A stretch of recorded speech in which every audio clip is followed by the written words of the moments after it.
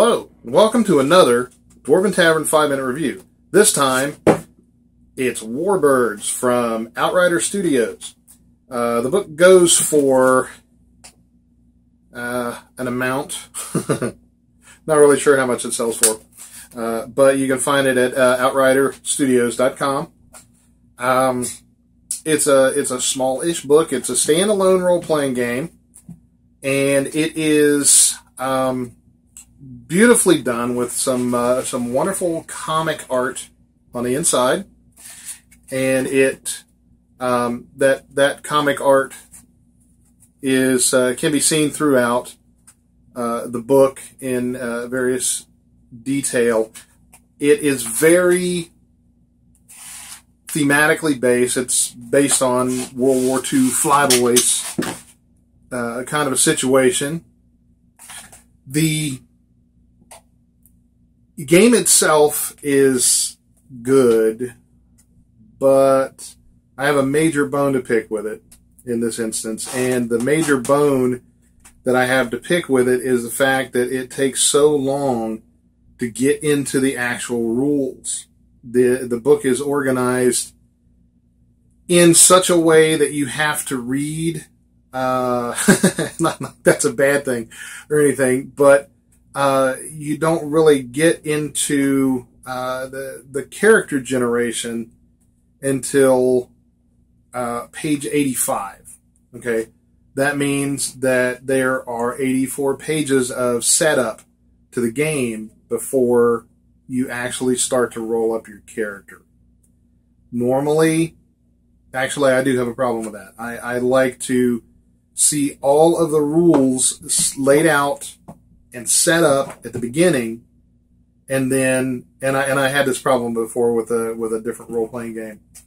I like the rules set up at the beginning, so I have an idea of what I'm doing, and then read the background. Oddly, maybe that's odd. I don't know if that's odd or not, but if I have to read 85 pages of back story, I could just go ahead and read a graphic novel instead, or something. And the way it's set up is that you have to know pretty much most of the world setting before it goes into the actual character generation, and I don't really care for that. I don't like the way that it's laid out. And the other thing is that you have to know the thing inside and out, and there's so much. This is another major bone that I had to pick with this,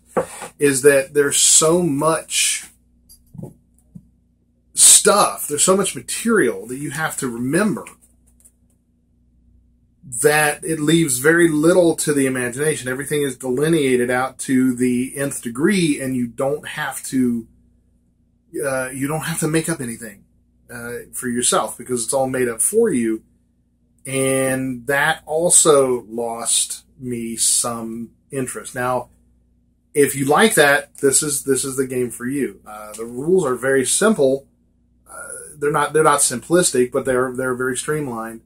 And it talks about, your planes and your flyboys and all that sort of stuff. But it's so complete that it's hard to interject a character into the story. It's fine without you. Kind of a setting, and that was the major problem that I had with it. The artwork is fantastic. The way the book the pages are easy to read. It's smaller than normal, a normal, whatever that is. So we've changed our rating system. It's now 5 axes. So there's a middle of the road sort of thing, and we can neither like it nor dislike it. Unfortunately, this is going on the not like.